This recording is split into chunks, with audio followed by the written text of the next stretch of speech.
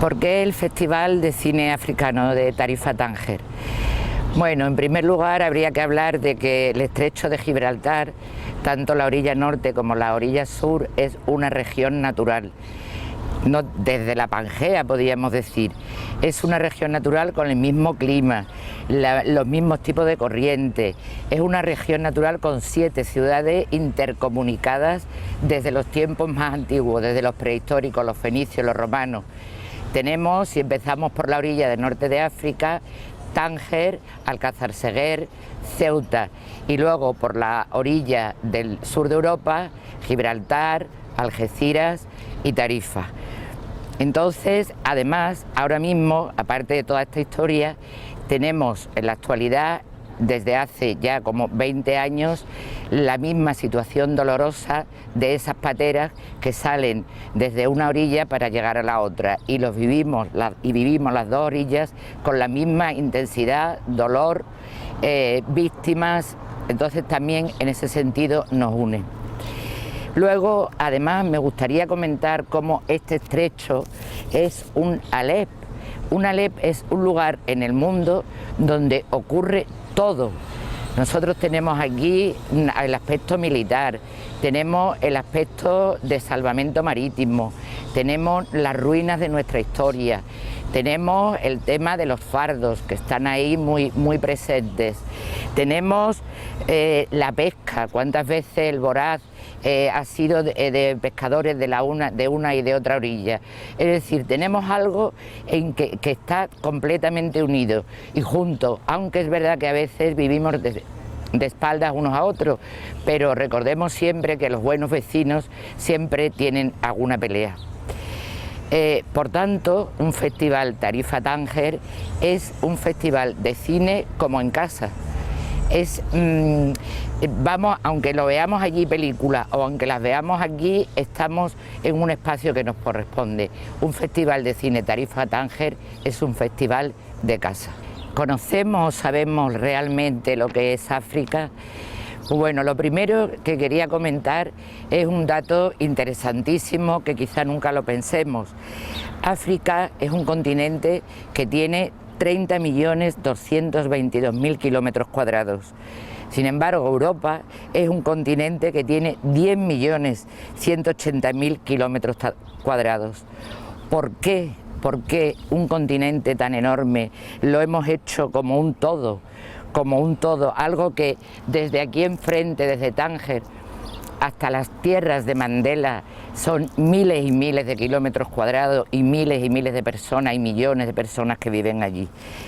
Yo creo que lo hemos hecho un todo porque siempre hemos hablado de África desde la dominación y además desde otra historia todavía más tremenda. África ha sido siempre la despensa de Europa y de los Estados Unidos de América. Primero con la esclavitud, porque millones de personas, como todos sabemos, fueron llevadas a África desde los siglos XV hasta el siglo XIX. Después, y quiero recordar, el Tratado de Berlín de 1875, cuando Europa se repartió África y la convertimos en una frontera, la convertimos en hambre, la convertimos en una ablación brutal que estaba ya ahí, pero sin nadie meterse en ese tema. Y fue impresionante porque los ejércitos europeos se iban quedando con el territorio de África hasta donde llegaban y se encontraban con los otros. Por tanto, todo este reparto de África tiene unas consecuencias terribles. Hemos visto, desde el punto de vista del cine, un cine desde fuera de África. Hemos visto sobre todo un cine americano y colonialista. Recordemos a Tarzán, recordemos aquella serie de Kunta Kinte, donde a pesar de que eran esclavos, luego acabaron viviendo en la forma de vida americana y resultó que no, que solo los corruptos eran unos poquitos. Acordémonos de la maravillosa película de Sergio Leone, ¿verdad? Pero Lores de Arabia, habladas también desde el colonialismo. Acordémonos de Mogambo, acordémonos de las nieves del Kilimanjaro, de la Reina de África, donde en todas estas y muchas más los negros y las negras eran tantanes.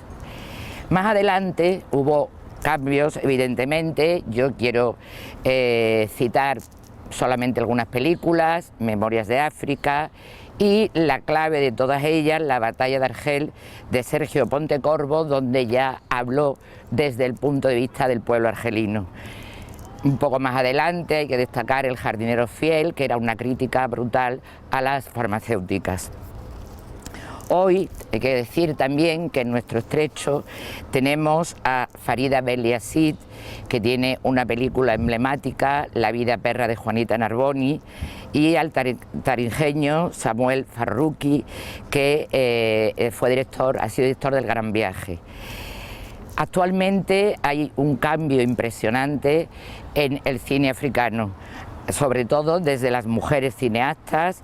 Hay que citar a Frunat de Ghana, hay que citar Love, the One of Love de Sudáfrica, hay que citar Bere de Kenia, hombres también africanos como la película Betty and Amare de Etiopía, Hall of a Yellow Sun de Nigeria, Rum de la Costa de Marfil, la famosa y conocida Timbuktu de Abderrahmane Sissako de Mali y Stories of Our Lives de Kenia.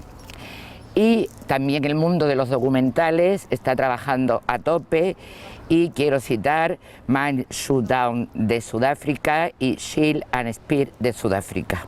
Suerte de poder ver en nuestro cine, en nuestra casa, tanto en la casa de Tánger como en la casa de Tarifa, otro cine, como el corto y la película que vamos a ver ahora en Radio Televisión Tarifa.